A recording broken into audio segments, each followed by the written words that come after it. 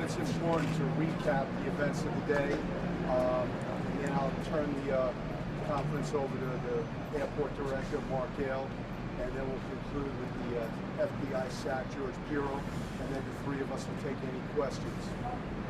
The day began around 12:55 p.m.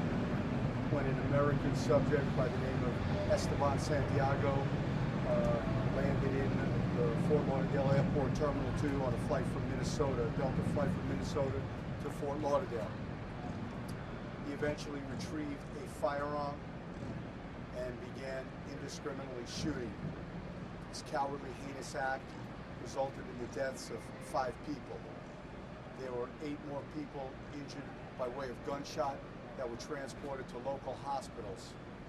There were at least 30 to 40 more people who went to the hospitals for various injuries, falling, contusions, broken bones, strains, sprains, and things of that nature. The subject was immediately taken into custody by Broward Sheriff's deputies without incident. The subject was interviewed extensively by a team of FBI agents and Broward Sheriff's deputies. The subject is now in federal custody, and SAC Pirro will be speaking about that in a few moments. The subject, at this point, as I said, is an American citizen, and the investigation continues. We've busted maybe thousands of people from off of airplanes, from baggage, waiting in lines to report. They're at Terminal 4 at the port. The Red Cross and many, many other agencies are coming together to assist these people. As tragic as this incident is and continues to be, I've never been so proud of local, state, and federal law enforcement. The FBI, the Florida Department of Law Enforcement, the Broward Sheriff's Office, and many local public safety agencies came together and worked with complete cohesion. The entire law enforcement and public safety community worked tirelessly today and continues to work tirelessly as we continue this investigation. At this time, I'll bring up Mark Gale. Thank you, Sheriff. And Mark Gale, Airport Director. First, I'd like to say again, on behalf of Broward County administration, our mayor, county commissioners, we express our condolences, our sympathies, keep our thoughts and prayers with those that have lost their lives here today, as well as their family and friends. Truly a horrific incident. As the sheriff has said, we had a number of individuals that were not only stuck on airplanes, planes that had landed, but as well as some that were on the gates that were not permitted to leave right after this incident occurred. A number of individuals that evacuated out of the terminal onto the apron areas.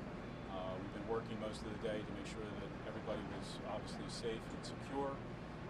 Once we received that word from our law enforcement partners, we've been in the process of either transporting those individuals over to Port Everglades, to Terminal 4. We've had dozens and dozens of buses transporting what we anticipate or expect to be somewhere in the neighborhood of about 10,000 folks over to Port Everglades. Broward County staff, as well as the Red Cross, are over there to assist those passengers in either getting them to destinations, assisting with hotel accommodations, providing them food and shelter. Through this evening, we're going to continue to work with our law enforcement partners here as we continue to try to get the airport back into an operational status, working with all our airlines, the Transportation Security Administration, and others to try to get Fort Lauderdale Highway International Airport back in operation tomorrow morning. The goal will be to have us operational at 5 a.m. Tomorrow morning, but we're going to be encouraging all our travelers to check with their individual airlines, as some may not be operating right away. Clearly, this incident has caused a lot of disruption, not only in their individual schedules, but other schedules around the country. So we encourage everybody to actually contact their airlines. We will continue to provide information through social media, through Twitter, at FLL Flyer, through our webpage, and we encourage people to keep checking those sources for any changes. that's all I have for the time being. Eric? Good evening. As the sheriff mentioned, the FBI is working very, very closely with the Broward Sheriff's Office in this investigation. We have begun the difficult task of processing the crime scene, which will allow us to identify the deceased and making the proper notification to the family members. As you can imagine, with this type of investigation and this type of incident, it is a long-term, very difficult, complex investigation that requires us to pursue all leads and avenues. We are conducting an investigation not only here in South Florida, but in several other states as we try to pursue the suspect's activities leading up to today's horrific incident. The subject is in federal custody. As the sheriff mentioned, a long interview was conducted of the individual by the FBI and Broward Sheriff's Office, and he will be charged federally and most likely will have his initial appearance in Broward on Monday. Again, as I mentioned, with these types of incidents, as horrific they are, we are looking at all avenues. We have not ruled out terrorism, and we will be pursuing every angle to try to determine the motive behind this attack, and any associates, any connections, communication, everything that you can imagine. I assure you, we are pursuing every possible lead. Thank you. Was this originally a flight from Anchorage and then to Minneapolis and then to here? Yes. The individual flew from Alaska to Minneapolis to Fort Lauderdale on a Delta Airlines flight.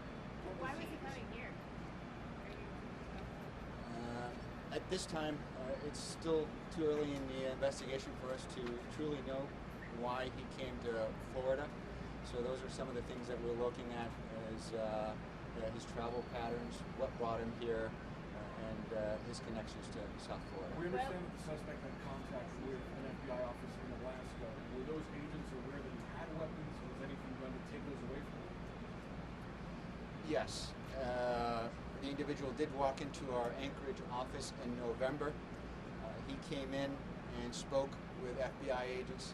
At that time, he clearly stated that he did not intend to harm anyone.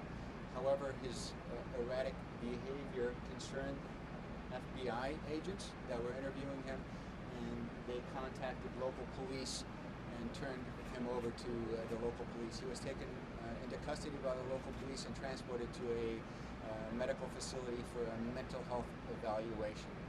We looked at his contacts, we did our interagency checks and everything, and at that point we closed our assessment. How Was long there was anything he in done the mental to take away firearms? Did you guys know that he had firearms on him?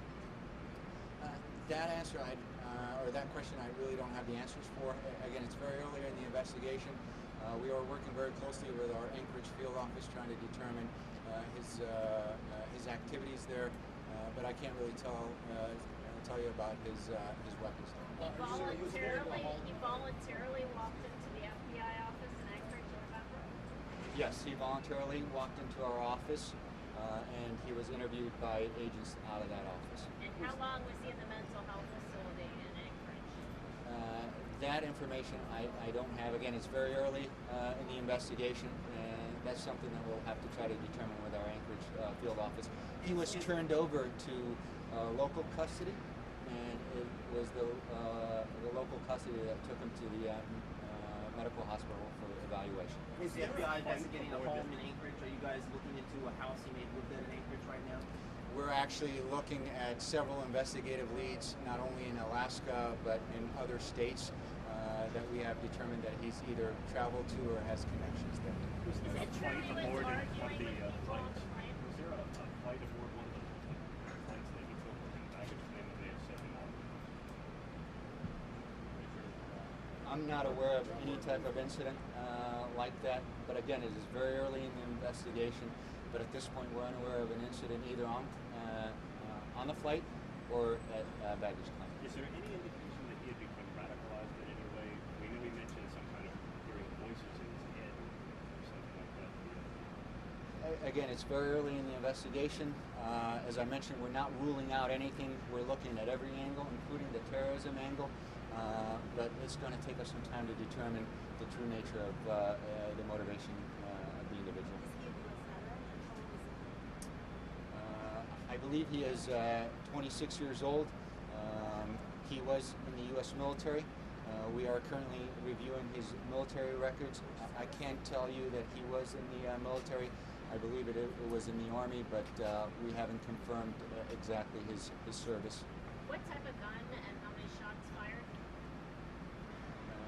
What I can tell you at this point is that it was a semi-auto handgun, but I'm not prepared to release the type of handgun, and it's way too early in the investigation to tell you how many rounds were fired.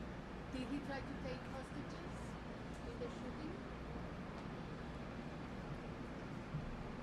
No, he didn't try and take any hostages. As the subject, Esteban Santiago, was shooting, he was, as I said, seconds after the shootings, contacted by a Broward Sheriff's deputy.